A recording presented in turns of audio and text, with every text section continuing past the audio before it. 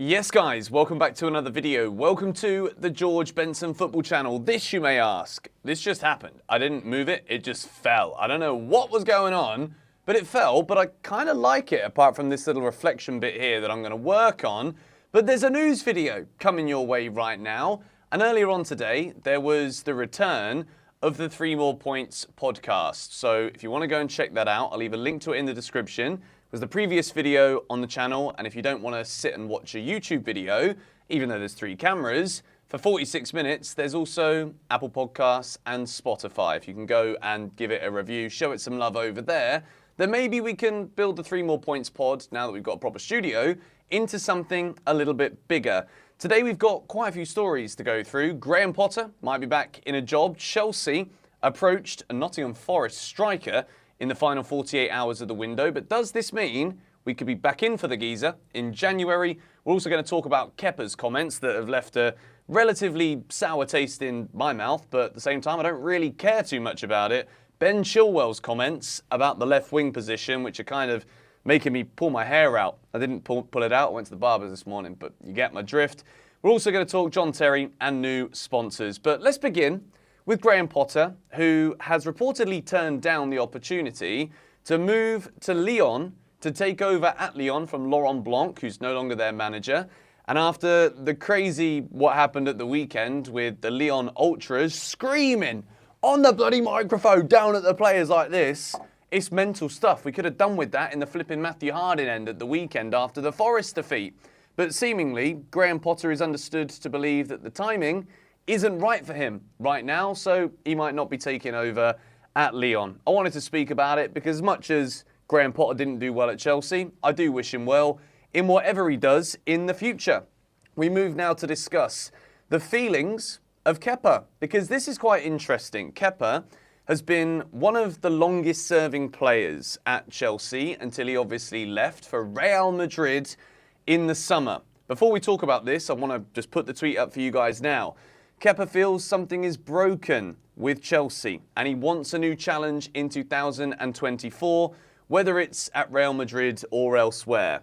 It's very important to understand when you've got a Spanish goalkeeper who sees Chelsea bringing in another goalkeeper and then Real Madrid proverbially knock at the door, Kepa's going to be like, whoa, okay. Since then, we've understood that when he was playing at the Bernabeu for Chelsea, he was walking into the away dressing room wishing that he was walking the other way, going into the home dressing room.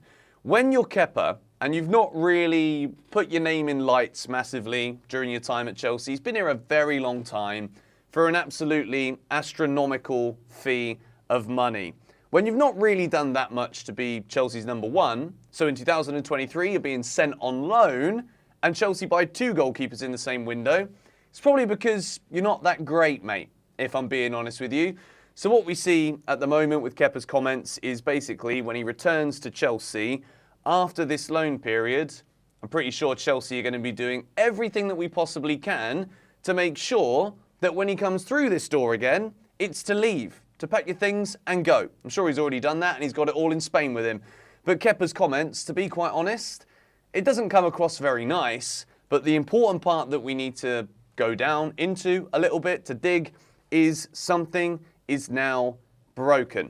And I don't know if this is Kepa thinking, well, I'm good enough, so why are they going and spending more money on another goalkeeper? That's broken. We don't need to do that. When we look at some of the players that have been at Chelsea for a while, who have since left, I do think a lot has changed at the club. And when you are one of those players, part of a squad who aren't doing very well, things are constantly changing. It's very easy for Kepa to go to Real Madrid, brand new stadium, one of the best clubs, if not the best in the world. He goes there and he's like, yeah, something's broken at Chelsea. I think, again, it's kind of exacerbated during this international break after Chelsea have lost to Nottingham Forest. All of the fans were kind of in a period where it's like, well, are we tapering expectations? Do we expect anything? What's going to happen this season? When Kepa says this, I certainly feel as though there could be a lot more to the failures that Chelsea are experiencing right now. And when long-serving players, whether we really love them as players or not, I think it is quite telling. If you want to hear more information about that, check the podcast down below.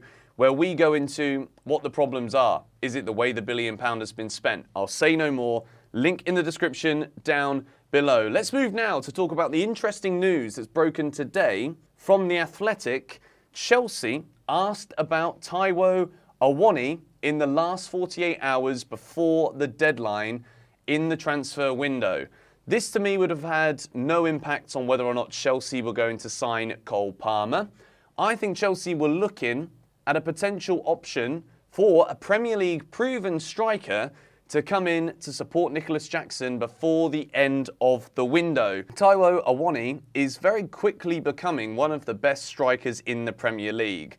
When you look at his movement, you look at what he does, he's very strong. I think he's scored 9 goals in his last 8 games, or has had 9 direct goal involvements in his last 8 games in the Premier League for Nottingham Forest. His goals last season were a massive reason why Nottingham Forest stayed in the Premier League. And in the end, it wasn't comfortable, but they did it with a couple of games to spare because their striker kept on scoring. The start of this season, he's getting assists and he's getting goals again. And he's proving to be one of the most important players for Steve Cooper. But at the same time, when you look at those stats, we're talking here about the same stats as what Nicholas Jackson got in La Liga, but this guy's doing it in the Premier League. He's also a physical presence, and I wouldn't be surprised if Chelsea left it this late in the window. Forest was signing everybody, but he's their main striker. They're not going to sell him to Chelsea in the final 48 hours of the window. And maybe with the form that he's on and the momentum that he's building for his own career, maybe Taiwo wasn't even interested in the move anyway. But I do think Chelsea in the summer will be going in for another striker. If Ivan Toney prefers a move to another big Premier League club from Brentford, who he's the guy that I think we should be going for, then Taiwo Awoniyi, I would not be surprised, and I wouldn't be too disappointed actually, if Chelsea were to go in for him in January. It's also very important that the longer this spell goes on at Chelsea, where we've had a year of unrest, disgruntlement, being unsettled, you've got Andre Santos walking into that dressing room who can probably give insights, Callum Hudson-Odoi, who will also give insights into what life at Chelsea is like.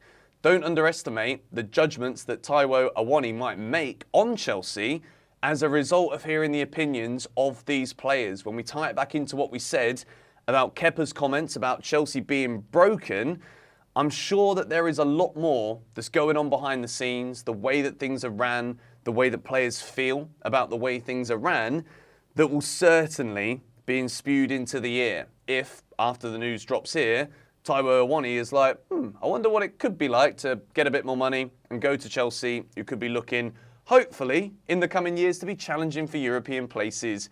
Again, fascinating story, that one. Nothing developed, but maybe it will in January. The latest news on Chelsea's front of shirt sponsor. Infinite Athletes deal to be Chelsea's front of shirt sponsor is still on the table. Both parties are awaiting final approval from the Premier League. This is Simon Phillips' tweet from Matt Law via the London is Blue podcast. Very interested here how it's taking so long to get approval for the funds and the sponsor to go through. Infinite Athlete, I must admit, didn't know anything about them.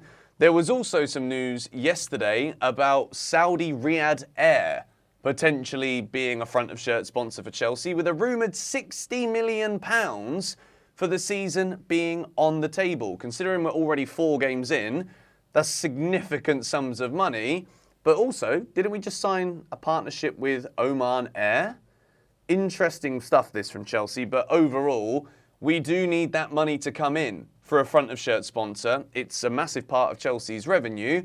And as much as the shirts look absolutely gorgeous this season without a front of shirt sponsor, I think it's important that we get this one done. But my question is, what is holding up the approval of Infinite Athlete? This has been on the table now for weeks, since the beginning of August, and still nothing is finalised with the Premier League, so therefore nothing is finalised with Chelsea. It is a little bit weird if you ask me. We move to discuss John Terry before we finish with Ben Chilwell's comments that are fascinating at the end of this video. It's again from Simon Phillips. According to TalkSport, John Terry is in advanced talks with Saudi Arabian side Al-Shabaab to become their next manager. To be quite honest, John Terry, I always thought he was going to end up being a manager. The Saudi Arabian pool, let's be honest, there's a lot of money on the table. JT's playing a lot of golf at the minute. He's got a job and a role at the Chelsea Academy. But if he does want to see himself as a manager for the future, you've got to be doing a little bit more than playing a load of golf, side hustles, working within the Chelsea Academy. At the same time, in terms of the impact this could have to Chelsea, when there is a lot of questions right now about players' abilities to go through the Chelsea Academy, get that pathway available into the first team, when resonating faces such as John Terry are there at the club, John Terry can be that inspirational figure for those players in the academy that are looking and being like, well, if JT's working with me here, Chelsea's greatest ever captain, I can see there could still be a path for me based on his impressions into the first team. With JT leaving, you start looking around and thinking, well, how many of these inspirational figures can remain at Chelsea to keep giving belief to those academy players that the chance in the Chelsea first team is still indeed possible? So we'll see how this one develops, but John Terry could be managing in Saudi Arabia. Who'd have bloody thought it? We finish today's video by taking a look at these comments from Ben Chilwell. I need to have that goal threat, to shoot instead of pass. I'm still learning this new position, still needing to improve. Ben Chilwell reflects on his new role at Chelsea and how he is still learning. I went into this in a lot of detail in the podcast. I spoke about it a lot this week on the channel. 6 things we learned also. Ben Chilwell is not a left winger. Chelsea have got Mudryk. We got Sterling. We got Noni Madueke. We've now got Cole Palmer. These players can all play on the wing. Pochettino. Ben Chilwell here is seemingly thinking this is the new Ben Chilwell. I really hope this isn't the case. I would love to see Ben Chilwell go back as a left back. And if you're going to start playing left wingers, Sticky and Maatsen there, will you? I think we've gone through this enough, but Ben Chilwell is now speaking about it in the media. So I wanted to address it once again to finalise this GBFC Chelsea news video today. If you did enjoy yourself, please do hit the like button. Got 2 new channels in the description. More GBFC, where EAFC content will be going when that game releases later this month. Shootout, Eunice is back from his holiday, so today we're going to be filming new Shootout content, so stay tuned for that on the channel later. And of course, the podcast, 3 more points. So many directions for you guys to go in. So if you're bored on this international break, well, you hopefully won't be any more. Come on, you Blues.